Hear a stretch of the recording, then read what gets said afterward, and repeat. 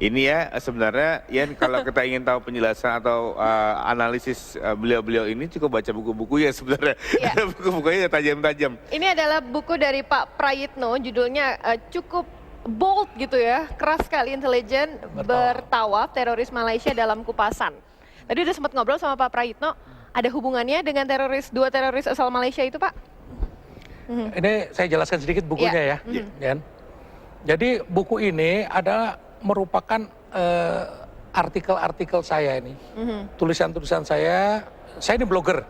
Jadi setelah pensiun, saya jadi blogger penulis, memberikan ya saran. Cerita sedikit background dulu Pak, bekerja di mana? Dulu saya di Angkatan Udara, saya terakhir pensiun sebagai Marskal Muda TNI, kemudian saya terakhir sebagai penasihat Menteri bidang intelligence.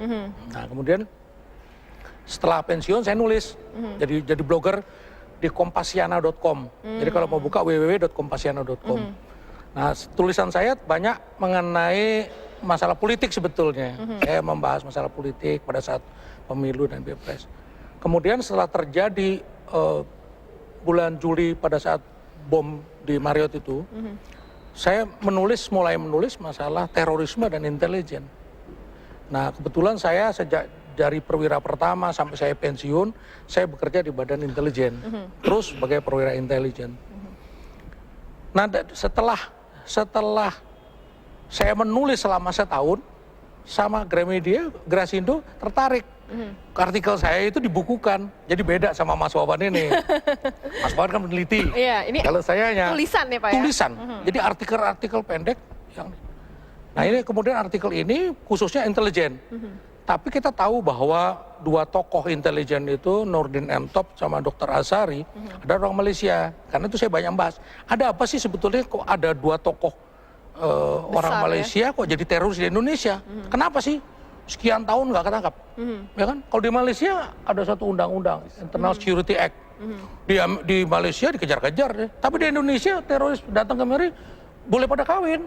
Dia mau punya istri. Ya, nah ini artinya ada sesuatu yang perlu dicermati oleh para elit, oleh masyarakat. Ini perlu kita sebetulnya salahnya di mana. Nah itu karena itu saya nulis masalah itu. Ada parameter-parameter yang bisa ditembus oleh mereka begitu Pak? Iya, betul. Jadi memang kelemahan kita itu pertama mengenai bagaimana penanganan terorisme dari sisi undang-undang.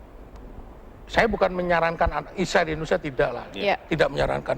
Jadi sekarang zaman demokrasi sekarang nggak mungkin lah ada ISA seperti begitu kan. Orang bisa ditangkap, ditahan begitu, nggak urusan apa-apa. Mungkin tidak demikian. Nah sekarang kembali kepada buku ini. Kenapa saya tulis intelijen bertawaf? Ya, jadi saya jelaskan dikit boleh kan ya? Bertawaf itu, tawaf itu adalah kodrat ilahi. Tidak hanya manusia, kalau kita tahu tawaf memutari Ka'bah itu, bulan mengelilingi bumi itu juga bertawaf.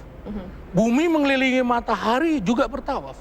Matahari sebagai suatu bagian Bima Sakti mengelilingi induknya bertawaf, semua bertawaf. Jadi pada hakikatnya tawaf itu adalah sebuah gerak, suatu gerak, tidak sembarang gerak, tapi gerak yang teratur dan terstruktur. Itu filosofinya. Jadi dari gerak itu yang teratur dan struktur, saya mengkaitkan dengan intelligence. Intelligence itu harus terus bergerak, harus terus bertawaf, minute by minute, selama 24 jam bergerak. Jadi selain kodrat Allah memberikan ketentuan bahwa semua bertawaf, manusia jadi beri kelonggaran. Silakan kamu bertawaf sesuai dengan polamu sendiri, tapi dengan risiko sendiri. Jadi kalau kita tidak bertawaf, intelijen tidak bertawaf, tidak melaksanakan gerak yang terus struktur dan teratur terus-menerus, ya kita akan berhadapan ancaman-ancaman seperti terorisme ini. Karena adanya tidak sinkronnya gerakan kita sebagai masyarakat ya. Oke. Nah, saya setuju karena bukan setuju, saya tertarik karena kalau salah dulu Pak Wan juga sempat bercerita ya bahwa kita memang tidak punya internal national security. Tidak ada undang-undang yang cukup untuk bisa mencegah. Apakah juga tercantum di buku terorisme undercover? Terorisme bukan jangan undercover ya. Terorisme undercover. Ya. Apa yang bisa saya dapat dari dua buku ini Pak? Semua saya tulis di situ mengenai mengapa teroris demikian leluasa masuk. Ini pasca dicabutnya undang-undang anti subversi, sehingga kita tidak leluasa untuk melakukan langkah-langkah itu. Kalau dulu orang bilang, oh dulu jarum jatuh aja ketahuan, dulu ada undang-undang anti subversi itu pasal karet. Orang dalam tahap perencanaan masih mikir-mikir aja sudah bisa ditangkap. Dan itu enggak, sekarang udah ancamannya HAM kan. HAM orang menjadi skeptis, sementara belum ada suatu undang-undang yang komprehensif yang bisa menggantikan itu. Undang-undang anti teroris pun juga masih belum lengkap untuk itu. Nah, sementara kita tahu bahwa hukum yang ada sekarang kan criminal justice system, artinya orang melakukan sesuatu ada bukti yang cukup baru bisa ditangkap. Kalau teroris kan enggak, bukti cukup kan baru bisa dikerjain kan susah. Nama-nama berarti suruh ngebom dulu kan berarti kan. Bom dulu baru ada bukti. Kalau dia masih dalam tahap perencanaan atau apa, ternyata belum bisa diapa-apakan. Ini kan sebetulnya sudah diketahui dia mau melakukan latihan-latihan itu sudah tercium lama. Tapi pergerakannya kan belum bisa diapa-apakan karena belum melakukan sesuatu.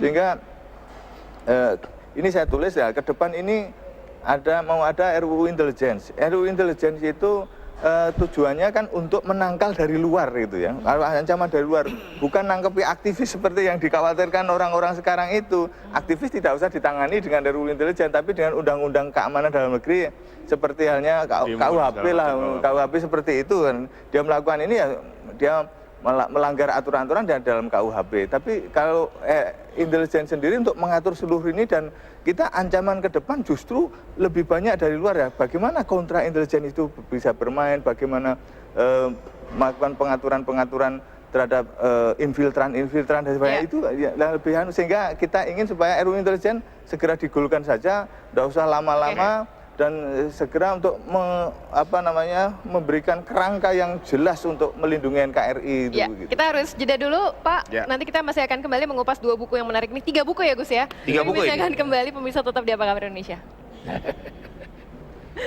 Canggih loh.